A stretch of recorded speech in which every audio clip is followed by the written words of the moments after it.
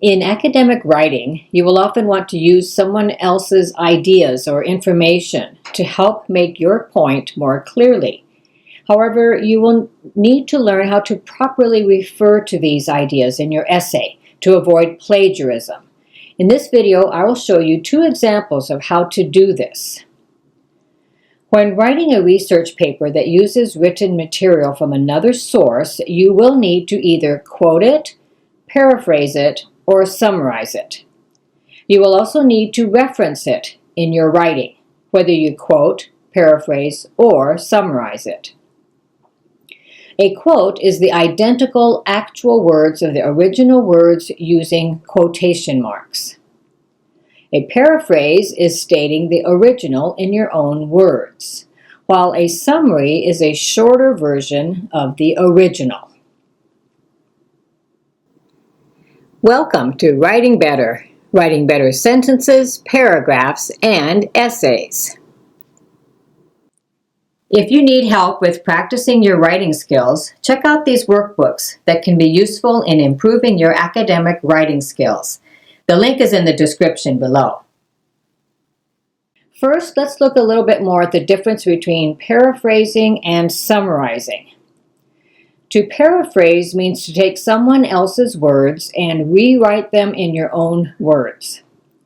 A paraphrase is usually about the same length as the original, as opposed to a summary, which is usually much shorter. In order to paraphrase, you can change the structure of the sentences or change the words. To avoid plagiarism, you should do both. Look for alternative words that could express the same ideas. Summarizing, on the other hand, is, as we said, a shorter version of the original. You can summarize when the information you want to use is too long or when you want to show just the main points. You will need to find the main points and any subpoints that you feel are relevant to your essay. Let's take this piece of information as an example. You're writing an essay about bottled water and plastic waste. You have found this information on the NIH website from the National Library of Medicine. Some of this information is not common knowledge, so you will need to show in your essay where you found this information. Let's say that you decide to use this section of the information and use it as a quote in your essay. Your essay paragraph might look something like this. The National Library of Medicine, a division of NIH, states that, and then you would add your quote that you found in the article. After the quote, you will need to put the citation information to show where you found this information. At the end of your essay, you will also need to write more detailed information about where this information can be found, including the website and any other information that is necessary in your reference list. Now, let's say that you've decided you want to paraphrase this same section. That means that you will need to write this information in your own words. Your paraphrase might look something like this. The National Library of Medicine, a division of NIH, states that although nearly 2 billion people worldwide rely on drinking bottled water because they do not have water that is safe to drink, most other developed countries utilize bottled water mostly because it is convenient and is seen as more nutritious. However, plastic waste has become an important issue, especially among lower to middle income societies that contribute to this problem. In fact, Asia is responsible for over 80% of the world's plastic waste found in the oceans. You can see that we've changed the original words 2 billion individuals globally to 2 billion people worldwide. We've also changed the words lack of access to safe drinking water to because they do not have water that is safe to drink.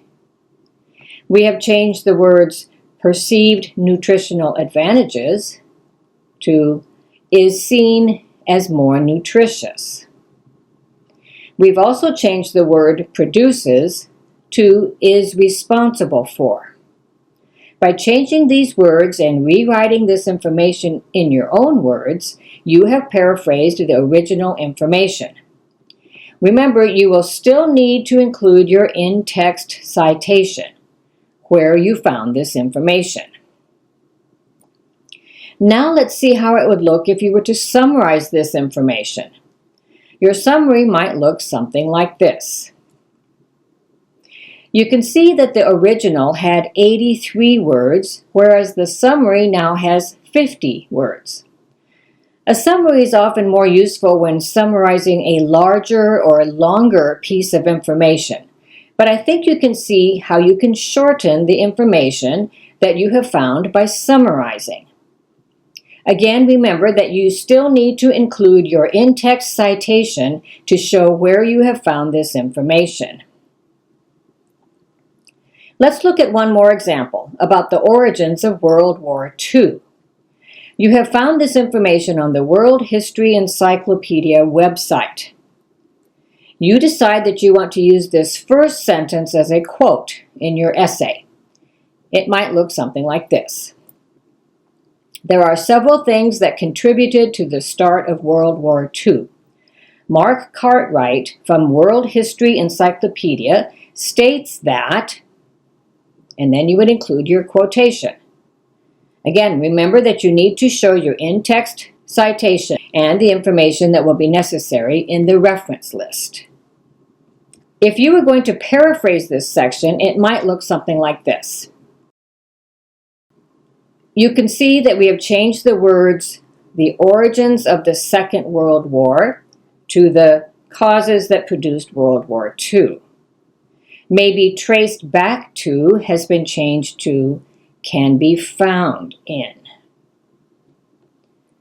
The economic crisis of the 1930s has been changed to the Great Depression. The aggressive invasions has been changed to had aggressively invaded. I think you can see that the last example shows how you can change a noun in the original to a verb version in your paraphrase. This is a good technique to use when paraphrasing. We've done the same thing here. An isolationist USA to the USA was trying to stay neutral. And again, we need to include where we found the information. And here is a summary that you could use. You can see that we have shortened the passage from 78 words to 52 words. So when you want to use information that you have found while researching to write your essay, you will need to either quote it, paraphrase it, or summarize it. You will also need to remember to reference it in your writing. I hope you found these two examples useful in helping you to know how to include information that you have found to support your academic essays. Happy writing!